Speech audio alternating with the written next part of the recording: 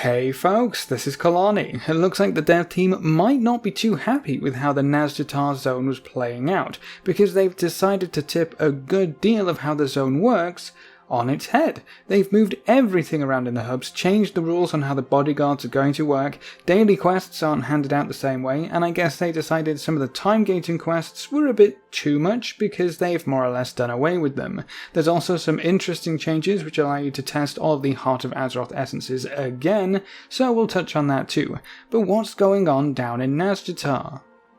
There are a few very key systems in Nazjatar which were working a little differently until the very latest build. The catch-up gear is going to be a pretty big topic, so let's start with that one. This is the Benthic Gear. It starts at item level 385 and you can upgrade it, making it item level 400. It doesn't stop there though. You can upgrade Benthic Gear all the way until 430 item level, which is the equivalent of Heroic Eternal Palace Raid Gear. That is a pretty hefty catch-up mechanic, but I can tell you that you should not expect to kit out your mains, or even your ults, in full 430 gear anytime soon. This stuff is going to take a little while to collect, and a very long time to upgrade. But I said things changed, so let's focus on that. Previously, you could buy your Benthic gear from a vendor for 5 mana pearls. That hasn't changed. The Benthic tokens are still available to buy whenever you want, but the upgrade tokens which you use to turn this stuff into the 400 and 430 item level gear have disappeared. They used to be on the very same vendor, available for 20 mana pearls for the first upgrade to 400, and then 10 mana pearls for every 5 item levels from 400 to 430. Now, instead of the vendor and the upgrade tokens, we have another ethereal NPC. This chap will upgrade all of your available kit for the same price to the same item level with no need to purchase the upgrade tokens at all. So if you plonk a Benthic piece of gear into his window, he'll tell you it costs 20 mana pearls to upgrade it to a 400 item level version, and you can see all of the stat changes that will take place. If you give him a 400 item level piece of gear, he'll tell you it's 10 mana pearls for a 5 item level upgrade and shows you all of the boosts again. So I assume that continues to remain a 10 mana pearl cost for each 5 item level increment up to the cap of 430. So the cost hasn't changed, although I will say mana pearls seem quite a bit rarer these days when compared to when I last covered the catch-up gear. So I would say it takes you longer both to get Benthic gear and to upgrade it with the current build. But these changes do have some interesting side effects, with this being tied to a new NPC that we have to talk to and directly spend currency with for upgrades. That means the previously bind on account upgrade potential has completely disappeared. All of the upgrade tokens were bind on account, so you could send them to any ult you wish. You can't send mana pearls to your ults unless they introduce something specifically for that, kind of like what they did with war resources, so your ults might end up being quite a bit harder to upgrade in this Benthic gear. There is some good news though for all you ultaholics. In previous builds with the upgrade tokens, the actual Benthic tokens, the ones that you use to create the gear in the first place, they were bind on pickup, with the upgrade tokens being bind on account. Now that the upgrade tokens have been flushed down the loo, it looks like the dev team still wanted to give our ults a bit of a leg up, because the Benthic tokens are now bind on account.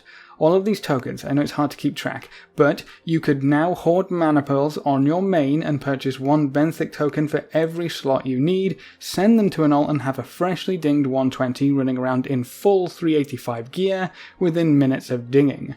Well, sort of full. A few slots are missing from the Benthic gear system, notably trinkets and weapons, but the vast majority of them are covered. So just to keep you in the loop, you can now trade Benthic tokens to your ults to help them gear up faster, but you won't be able to trade the upgrades to them. You will also have to find the right NPC to start upgrading your Benthic gear in your hub, though he should be easy to find.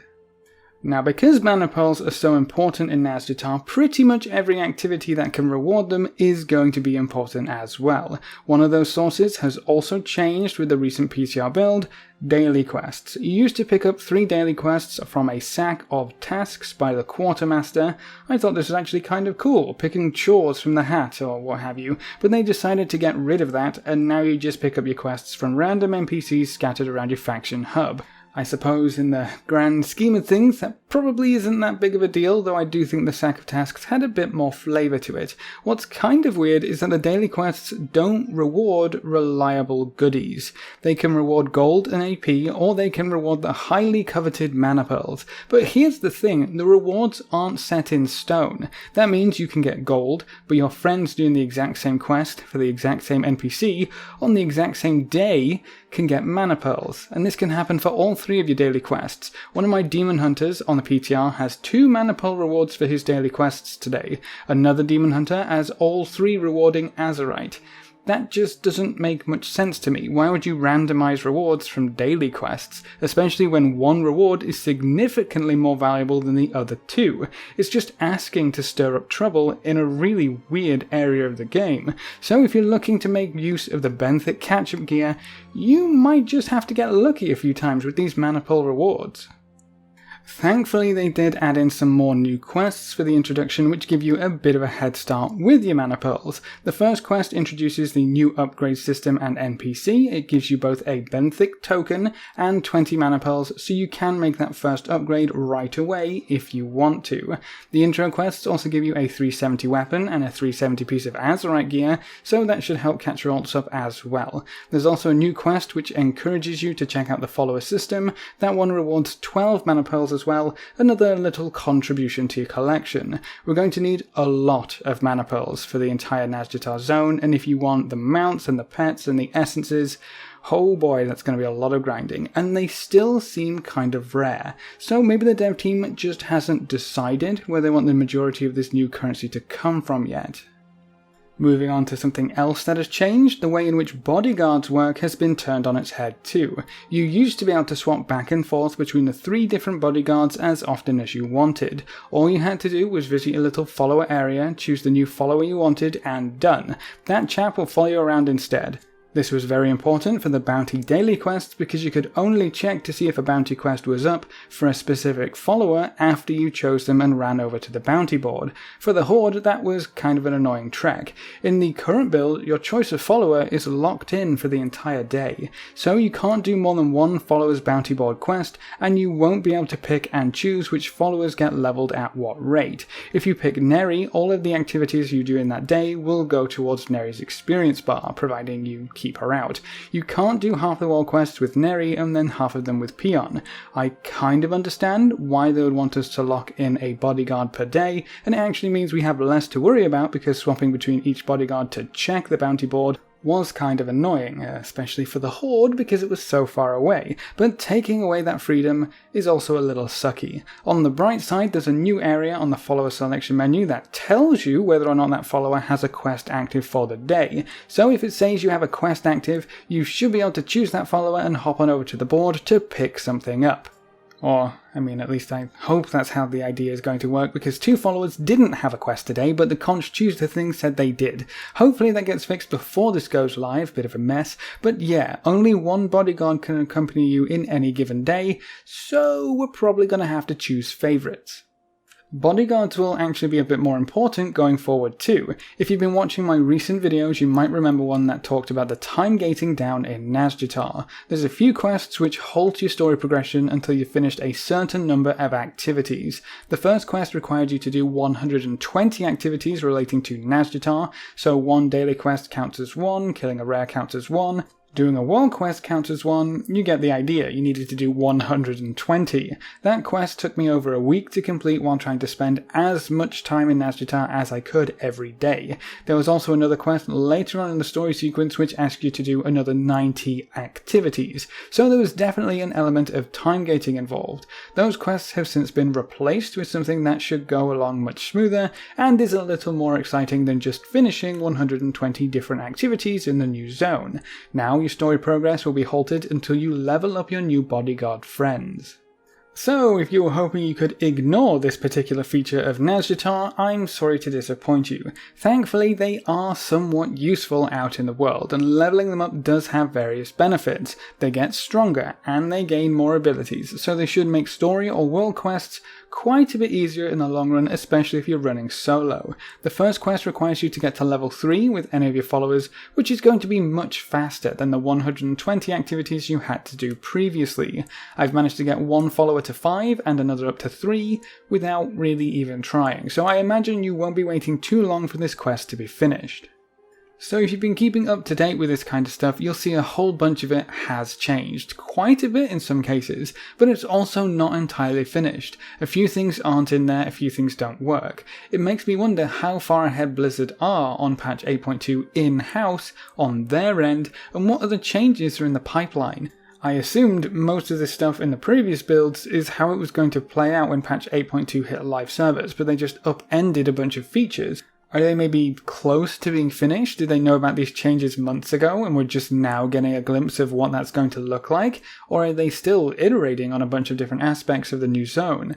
A few people were expecting patch 8.2 to have released already with the 77-day May 28th hints that we got from Mother, but with how much has changed recently, I don't know if this patch will be ready within the next month, and if it is, I sure hope the rest of the patch isn't just rushed through the door. I mean, I still fully expect a late June or early July release date still, especially with the raid releasing a few weeks after patch 8.2. They have to give plenty of time between the raid opening up and classic releasing, and we already have a classic released, at least in my opinion. Overlapping those two big releases would be a daft idea. But anyway, I also mentioned the ability to test all the Heart of Azeroth essences once again, even though the vendors who sold them were removed when the PTR servers were wiped.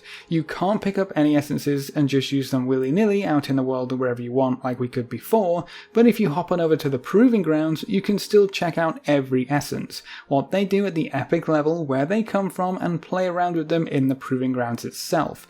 I don't know if this feature is planned for the live version of the patch, or if it's just to give people a chance who didn't make use of the vendors in the earlier PTR builds a shot at going crazy with whatever essences they want, without actually having to farm them because a lot of them take a very long time. I think it would be a neat idea to give us a little play around with the essences in the Proving Grounds on live, so we can see how our playstyle changes, if at all, while using different abilities and cooldowns. I don't know though, it might just be for the PTR. Either way, if it's just for the PTR or if it's planned for live as well, you can test out whatever essence you want in the Proving Grounds on the PTR right now. But that's it for this video. What do you think of the changes to Nazjatar and the Bodyguards becoming even more important in the zone as a whole? Is there anything missing from Nazjatar that you would love to see implemented before patch 8.2 goes live? Leave all your thoughts in the comments section below. A big thank you to all of our supporters over on Patreon. You can see their names floating by on screen. If you want to join these lovely guys and gals, you can find the link in the description below. Remember to leave a like just below the video before you leave, and if you want to see more, make sure to subscribe. But apart from that, thanks for watching folks, good luck and have fun, and as always I will see you next time.